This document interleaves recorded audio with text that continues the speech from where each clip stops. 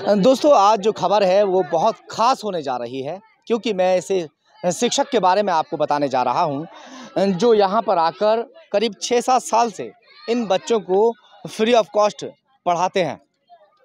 अपना सारा दिमाग यहाँ पे आके खर्च करते हैं, क्योंकि सुबह ये सरकारी टीचर हैं, पहले सुबह ड्यूटी करते हैं और ड्यूटी करने के बाद में घर जाने की बजाय सीधे बेचारे यहाँ पर आ जाते हैं। मैं इस वक्त बुलंदशहर की झोंपड़ी झुग्गी लगती है यहाँ पर नुमाइश मैदान में मैं यहाँ मौजूद हूँ और यहाँ तमाम बच्चे जो झोंपड़ी झुग्गी वाले हैं वो पढ़ते हैं। उनके पास शायद इतना पैसा नहीं होगा कि वो बेचारे ट्यूशन पढ़ सकें या कहीं अच्छे स्कूल में जाकर शिक्षा प्राप्त कर सकें। इसीलिए यहाँ पर जो रिंकू जी हैं, जो यहाँ शिक्षक हैं, वो अपना ज्ञान बांट रहे हैं। हालांकि बहुत से लोगों ने शिक्षा को कमाई का स्तर बना रखा है, कमाई का जरिया बना रखा है। बहुत जगह ट्यूशन के बहाने से पैसा रोलते रहते हैं। चलिए खैर कोई बात नहीं, अपना अपना व्यवसाय है, जिस तरह का जो कोई व्यवसाय कर रहा है उस तरह से कर रहा है। अब मैं थोड़ा अंदर का माहौल आपको दिखाऊंगा कि ये सभी बच्चे जो बैठे नीचे दिखाई दे रहे हैं, ये सभी बच्चे जो है यहाँ पर पढ़ते हैं, क्लासेस चलती हैं बाकायदा। और रिंकू जी, मैं आपके पास आ रहा हूँ। देखिए पढ़ाई चल रही है। सर कैसे हैं? सबसे पहले तो आपका स्वागत है हमारे चैनल खबर तहकीकात पर। Thank you sir. और बहुत बहुत बधाइयाँ कि 6 से 7 साल लगभग आपने यहाँ पूरे कर लिए। बड़ी मेहनत के साथ में सर काम कर रहे हैं। सर ये थोड़ा सा बताइए कि सबसे पहले आपका नाम। मेरा नाम रिंकू सिंह है सर। हाँ। और मैं एक सरकारी अध्यापक हूँ। विद्यालय समय के उपरांत यहाँ झुग्गी झोपड़ियों में निःशुल्क शिक्षा देने का बच्चों को काम करता हूँ। और इन बच्चों का सभी का प्रवेश सरकारी विद्यालय में है और ये बच्चे अभी तक शिक्षा से वंचित थे।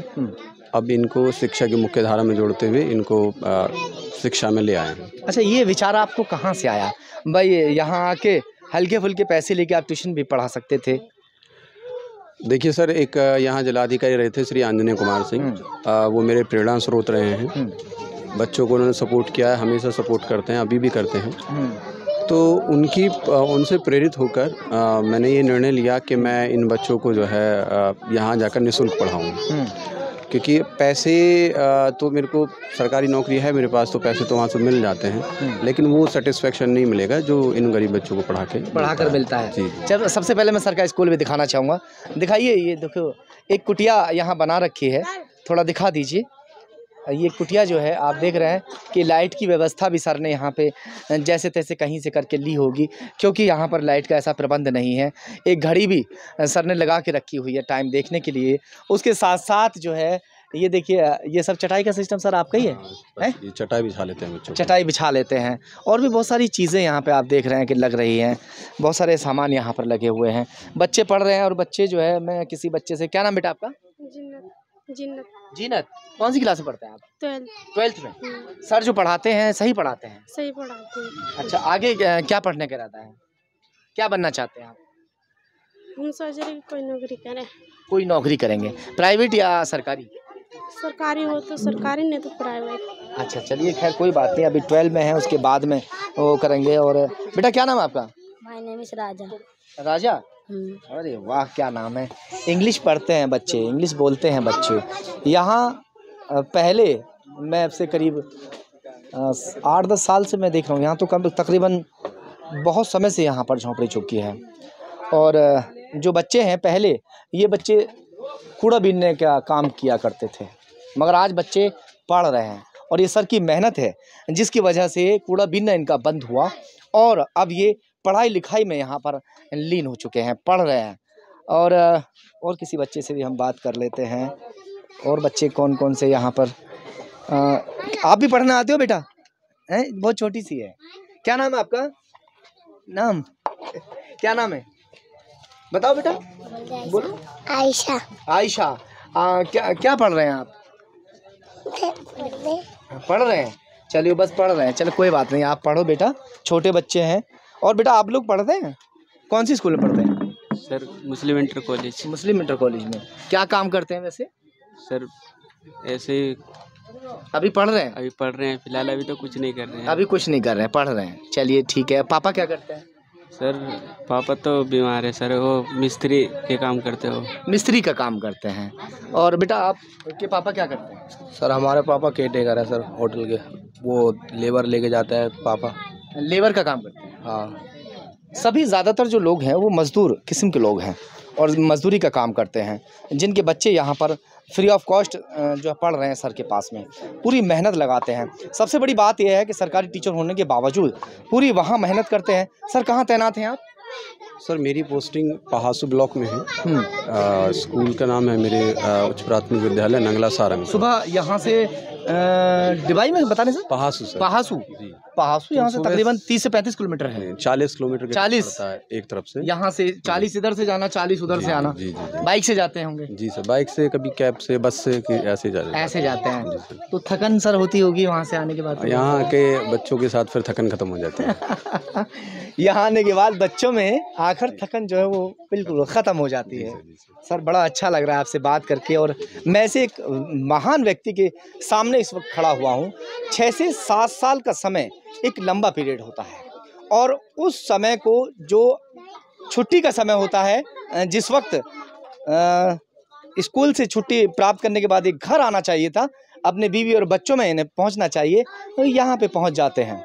और बच्चों को पूरा समय देने के बाद सर यहाँ से कितने बजे हो जाते हैं फिर? यहाँ बस 1 घंटे, 2 घंटे, 2.5 घंटे जो भी समय है। हाँ। बच्चों शाम ही हो जाती है। हाँ, लगभग शाम के समय। यानी सुबह निकलने के बाद फिर शाम को ही घर में घुसना होता है। जी जी जी। तो भाभी जी कुछ कहती नहीं? हाँ, वो नाराज़गी उनकी अपनी शिकायतें हैं, पर बच्चों को कामयाब होते देखकर वो भी खुश होते हैं। अच्छा, आप खुश होने लगी हैं जी जी कि बच्चे कामयाब हो रहे हैं। जी सर, जी सर। ये सर की मेहनत है जो आज बिटिया जो है वो 12th क्लास में पहुंच गई, और ये बच्चे भी जो है हाई स्कूल और इंटर में पहुंच गए। और सर एक ये हैं, ये बच्चे भी 12th में हैं। ये जो 12th पास आउट कर लिया थोड़ा इन्होंने। सा महराजुल, कैमरा घुमाओ। इधर आओ। इन्होंने 12th कर लिया पास आउट। अच्छा, इन्होंने 12th कर लिया। एक इनके भाई हैं, उन्होंने भी कर लिया 12th पास। अच्छा, और ये जो छोटे छोटे बच्चे सर, ये कौन कौन सी क्लास में हैं? ये सर सभी क्लास से हैं। कुछ बच्चे 1st में हैं, 2nd में हैं, 7th में हैं, 8th में हैं, और सभी बच्चे सरकारी विद्यालयों में हैं। जो हमारा बुलंदशहर है, हाँ। आसपास के सभी सरकारी विद्यालयों में हैं। ये जैसे एक पौधा होता है ना सर, पौधे को जब हम बीज लगाते हैं तो उसको जो एक बीज लगाते हैं हम, तो पौधा बड़े होके फल देने में बड़ा समय लगता है उसको। तो ये बच्चे भी एक पौधे की तरह हैं। इनको 1 साल में, 2 साल में इनको अगर आप छोड़ देंगे तो ये फलदार वृक्ष नहीं बन पाएंगे। बिल्कुल, इनके साथ लगना पड़ेगा हमें, और यही है कि मैं ये चाहता हूँ ये बच्चे कामयाब हों, और जब तक ये बच्चे कामयाब नहीं होंगे तो मैं इनके साथ ही रहूँगा। तब तक आप इनके साथ लगे रहेंगे। चलिए सर, पहली जनरेशन है सर, फर्स्ट जनरेशन जो एजुकेशन में आ रही है, वो सर आपकी मेहनत की वजह से ये लोग यहाँ तक पहुँच भी रहे हैं, वरना इनके जो बड़े हैं वो मैं ज़्यादातर देखता हूँ कि कोई पढ़े हुए नहीं है। नहीं, पहली generation, this is first generation. बताइए एजुकेशन में जो है ये एजुकेशन में पहली जनरेशन है। लगभग इनको 30-40 वर्ष हो गए यहाँ रहते हुए, और अभी तक शिक्षा से वंचित थे। तो हमारे यहाँ एक जिलाधिकारी है आदरणीय आंजनेय जी, और उन्होंने एक चमत्कार कर दिया, और मेरे जैसे व्यक्ति को भी अवसर मिला ये कार्य करने का। ये मेरा सौभाग्य है, मैं ये काम कर पा रहा हूँ। मैं इस काम का एक हिस्सा बन पाया, इन बच्चों की ज़िंदगी का के बदलाव का एक छोटा सा हिस्सा। डीएम साहब यहाँ कई बार आए थे, हमने भी खबर की थी, और बच्चों के लिए बहुत कुछ किया था। कपड़े वगैरह, किताबें वगैरह। बिल्कुल। तो सर किताबें कैसे अरेंज कर पाते हैं आप? किताबें कुछ बच्चों को इनको सरकारी विद्यालय से प्राप्त हो जाती है, सरकार की तरफ से, और कुछ मेरे दोस्त हैं, कुछ साथी हैं, कुछ समाज सेवी हैं, मैं उनसे सहायता लेता हूँ। जो बड़ी क्लास में बच्चे हैं उनका सिलेबस हो या किताबें हों या फिर ड्रेस हो, वो हेल्प करते हैं, कमी नहीं आने देते हैं। जी जी, अब कुछ अपनी तरफ से, कुछ उनकी तरफ से मिला के प्रयास करके कोशिश करते हैं पूरा हो जाए। सर आपका प्रयास जो है सफल ज़रूर होगा, और ये बच्चे पहली पीढ़ी है, ये पहली पीढ़ी है जो अब शिक्षा प्राप्त कर रही है। इससे पहले जो इनकी पीढ़ियाँ निकल गईं वो कोई भी पढ़ा हुआ नहीं था, और वो सर की वजह से, रिंकू सर की वजह से ये बच्चे पढ़ पा रहे हैं, और कामयाब भी ज़रूर होंगे। और हमारी भी शुभकामनाएं सर, इसी तरह से आप लगे रहिए। ईश्वर बड़े हैं, बस ईश्वर का आशीर्वाद रहा सब लोगों धन्यवाद। का। नमस्कार, मैं डॉक्टर श्रुति अग्रवाल, कैंसर रोग विशेषज्ञ हूँ। मैं आप सभी को ये सूचित करना चाहती हूँ कि Sudhir nursing home and heart centre काला आम बुलंदशहर में कैंसर की बीमारी का सारा इलाज उपलब्ध है।